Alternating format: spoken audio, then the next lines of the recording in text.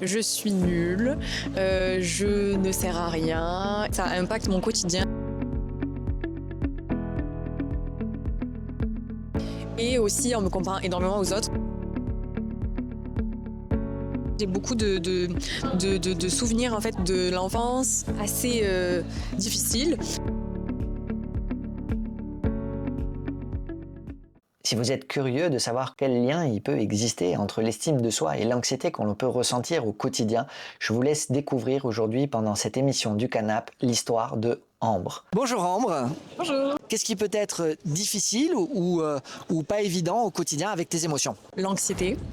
Je ressens beaucoup de stress, en fait, on va dire, vis-à-vis de l'université surtout. Et je sais que parfois, ça impacte mon quotidien dans le sens où je vais être beaucoup plus irritable, colérique, je vais me sentir mal à l'aise dans certaines situations sociales notamment, ou même physiquement. Je vais me sentir beaucoup plus fatiguée après une journée d'université. Là, actuellement, on a le stage en Master 1, donc ça me permet quand même un peu de souffler, mais je sais que ça pas alimente mon stress, mais ça le fait travailler quand même aussi. Donc là, on voit très bien le phénomène de l'émotion, à quel point ça épuise, à quel point c'est difficile. On est en train de partir d'abord toujours sur comment la personne vit l'émotion. L'anxiété, elle se traduit par exemple sous quelle forme? C'est quel genre de pensée? C'est quel genre d'idée? Qu'est-ce qui sous-tend cette anxiété d'après toi? Alors, moi, c'est beaucoup la perte de contrôle dans le sens où ça va être je suis nulle, je ne sers à rien. Et ça, c'est vraiment quelque chose qui va beaucoup me stresser. De pas savoir, de pas être à la hauteur, de pas savoir faire les choses. Ça, c'est vraiment pour moi ce qui est le plus en fait, de pas avoir le contrôle. Quand il y a une petite chose qui va changer, ça va pas c'est ça en fait qui va vraiment me stresser, qui va faire que mon anxiété explose, quoi. Elle nous délivre très rapidement et immédiatement ce qu'on appelle les croyances. Donc effectivement, je suis nul, je ne suis pas à la hauteur. On remarque immédiatement le lien entre la croyance et le fait de vivre cette anxiété au quotidien. Ça s'est mis en place de quelle façon ce genre d'idée sur soi? Vers la première, deuxième année de fac, quand en fait j'ai surtout appris qu'il y avait une sélection, nous, dans notre parcours qui était assez difficile, et aussi en me comparant énormément aux autres. Et par exemple sur les cours, oui, est-ce que tu as appris ce cours? Non, ben moi je me sentais nulle parce que je me dis ok, je l'ai pas appris, donc je vais pas y arriver. C'était beaucoup de comparaisons, et de comparaisons mais plutôt lointaines, plus avec la sélection. En fait, c'était comparaison vraiment vis-à-vis de mes collègues, et après comparaison plus lointaine avec la sélection. Donc là, on arrive tout de suite sur ce qu'on appelle le fonctionnement. Tout à l'heure, on a eu donc la croyance, je suis nul. Et là, on observe le fonctionnement, c'est-à-dire la manière dont la personne utilise son cerveau pour plus ou moins valider ou invalider ce qu'elle croit. Et là, le fonctionnement, vous l'avez bien compris, c'est la comparaison. Tu le vis depuis combien de temps environ? Depuis l'année dernière, depuis la 3e année, parce qu'en fait c'était l'année de la sélection, et du coup forcément là ça a explosé. Mais même dans ma vie en dehors des études, je me comparais même sur mon style. En fait ça a beaucoup sauté un peu partout, quoi, sur le physique, sur les manières de faire, sur n'importe quoi. En fait, ça pouvait glisser un peu sur n'importe quoi, alors qu'à la base c'était vraiment cantonné qu'à la fac. Effectivement, au départ, là, souvent, un fonctionnement peut être plutôt contextuel. Donc là, elle nous précise que c'est la faculté. Et on remarque que le fonctionnement psychique, très rapidement, s'installe sur d'autres contextes, puisque une fois que vous l'utilisez régulièrement, votre cerveau a tendance à le placer sur d'autres contextes de manière tout à fait spontanée. Comment tu t'en sors de ça ? Alors déjà, j'essaye de me recentrer sur la chose, et quand je sens qu'il y a une petite crise de comparaison qui arrive, je me dis non mais là c'est moi, je suis moi, et je ne suis pas quelqu'un d'autre, je n'ai pas à me comparer. Et évidemment que la vie, c'est des phénomènes sociaux, je suis entourée de gens en permanence, mais là on ne se compare pas sur quelque chose que quelqu'un ne pourrait pas faire. En fait, je me compare sur, je sais pas, peut-être faire la cuisine. Enfin, personne ne va venir dans ma cuisine et faire à manger à ma place, donc non. Donc en fait, j'ai plutôt des petits pics, donc en fait j'essaie de me recentrer, et j'ai pas vraiment de stratégie à proprement parler, à part vraiment me recentrer, et ou alors en parler à des amis aussi, voilà, leur dire que là je suis pas trop bien, et après ils savent très bien me rassurer, parce qu'en fait c'est un peu un fonctionnement qui est dysfonctionnel émotionnel là sur le coup et il y a une petite crise, mais après je sais que ça passe. Automatiquement, un des premiers réflexes, c'est de contrôler, utiliser la rationalité pour tenter de se rassurer, pour tenter de faire infléchir ce qui vient spontanément du niveau inconscient. On remarque effectivement que c'est pas très satisfaisant. Globalement, elle n'obtient pas beaucoup de résultats avec cette technique-là. Parfois, elle peut en parler à ses amis et là, elle va chercher ce qu'on appelle la validation extérieure, c'est-à-dire ne parvenant pas à trouver la solution à l'intérieur d'elle-même, eh bien, elle va le chercher à l'extérieur également, mais c'est pas non plus très satisfaisant. Qu'est-ce qui fait écho à ça, à ces phrases « je suis nul, je suis pas à la hauteur » ? Je pense que ça remonte beaucoup à l'enfance aussi. Moi, j'ai beaucoup, en fait, quand vraiment je vais m'attarder sur la chose, j'ai beaucoup de souvenirs en fait de l'enfance, en cours, en primaire, au collège.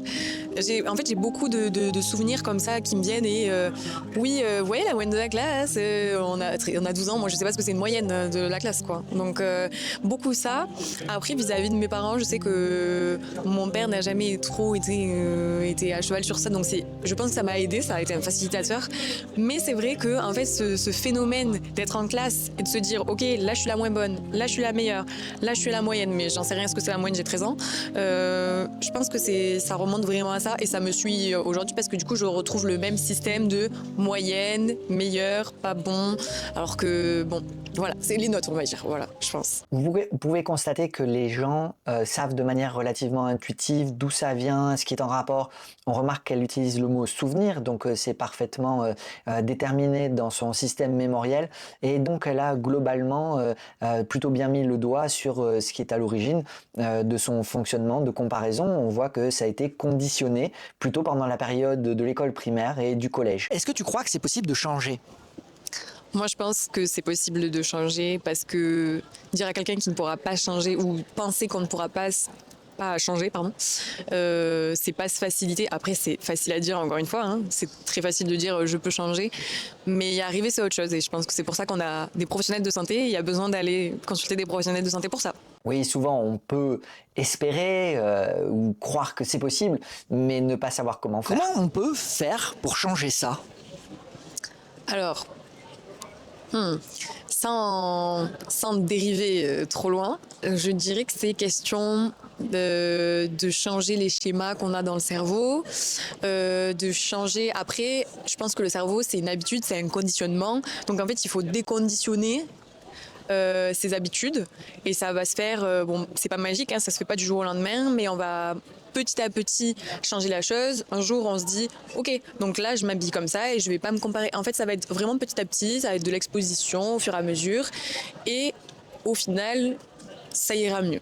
Après évidemment vu que le cerveau il est conditionné, il faut faire aussi attention à la rechute et se dire ok là je suis en train de couper mes haricots verts, est-ce que du coup je le fais mieux qu'une certaine personne? Non, voilà. Là effectivement la plupart des personnes répondent que pour changer, c'est quelque chose de progressif qui va se faire en termes, en quelque sorte, de déconditionnement. Nous, quand on accompagne les personnes, on ne fait pas du tout de cette manière. On va directement à la racine, au niveau de la croyance, bien sûr. Je suis nul, je ne vais pas y arriver. Et c'est là qu'on apporte la transformation. L'avantage, c'est que dès que la racine se transforme, eh bien, cela a l'effet directement jusqu'au bout des comportements. Et il n'y a rien de spécial à faire. Le cerveau automatiquement ajuste les comportements, les pensées à partir du moment où la croyance a été modifiée. C'est ça qu'on fait dans les séances démotiques. Imaginons que y ait d'autres idées à la place de « je suis nul et je suis pas à la hauteur ». Toi, dans l'idéal, tu voudrais qu'il y ait quel genre d'idées ? Des idées positives. J'aimerais me dire, bon, pas que je suis la meilleure parce que c'est très prétentieux et il n'y a pas de meilleur pour moi, il n'y a pas de pire pour moi, il y a juste des personnes qui sont là, quoi. Donc, ça serait, je suis moi, je ne suis pas la personne à côté de moi et je n'ai pas à me comparer à quelqu'un qui n'a pas le même vécu, qui n'est pas moi, tout simplement. Donc, voilà, j'aimerais juste me dire que je suis moi-même et que j'ai pas besoin des autres pour que ma vie se passe d'une certaine manière. Je n'ai pas à recopier les autres pour rentrer dans le moule. Je n'ai pas à suivre les idées des autres. Tout de suite, on remarque la manière dont elle envisage le changement. On voit le sourire. Vous remarquez qu'effectivement, elle abandonne spontanément, quand elle imagine le changement, le mécanisme de comparaison. Elle le dit avec la phrase « j'ai pas envie de me trouver la meilleure ». À partir de là, automatiquement, elle se recentre sur le fait de s'estimer positivement. être soi et pouvoir vivre pleinement et assumer ce qu'elle est finalement. Imaginons, parce qu'on est un peu fou, quelques instants, que ce changement est possible et qu'il peut se faire super rapidement. D'après toi, qu'est-ce qui se passe ensuite pour toi dans ta vie, une fois que ça c'est fait? Je sais pas. Je me dirais que potentiellement je ressentirais moins d'anxiété, que du coup je serais plus libre aussi dans mes choix de vie, de me dire ok. Là, en fait, j'ai le droit de manger à 17h et pas à 19h. Enfin, en fait, c'est des pensées du coup que j'ai comme ça, par exemple, notamment le fait de vouloir manger à 17h si j'ai envie parce que j'ai faim. Ben, je me dis oui, mais les autres ils font pas ça, donc j'ai pas le droit. Mais du coup, je pense que ça changerait mes habitudes de vie et que je m'autoriserais à manger à 17h. Et voilà, m'habiller comme je veux et surtout aussi au niveau des études, du coup, de faire les techniques que je veux, de pas suivre les autres qui ont bossé 8 heures par jour. Je sais qu'il y a des personnes... ça marche très bien pour eux, moi aussi, mais en fait, de pas me comparer et de me dire « Ah, en fait, je suis à la bourre ». Donc voilà, ça changerait mes habitudes de vie et ma façon de faire et ça serait génial. On voit immédiatement que dès que le changement est conçu, envisagé, les pensées se transforment naturellement. On n'a pas besoin de contrôler de nouveau les pensées. On voit que les comportements se changent automatiquement. Elle parle d'autorisation, hein, bien sûr, c'est le mot magique qui va la libérer, puisqu'à ce moment-là, une fois complètement sortie de la prison de la comparaison, eh bien, elle s'autorise. Elle s'autorise à être elle-même, tout simplement. Voici un exemple parfait de ce que peut donner la vie une fois qu'on est dans quelque chose de positif vis-à-vis de soi et de l'acceptation et de l'estime de soi. Super, on termine sur ces belles paroles où effectivement on envisage le changement. L'idée, ça sera bien sûr pour chaque personne qui nous regarde, eh bien, de découvrir qu'est-ce qui peut amener ce changement et ça fera sûrement l'objet d'une autre émission.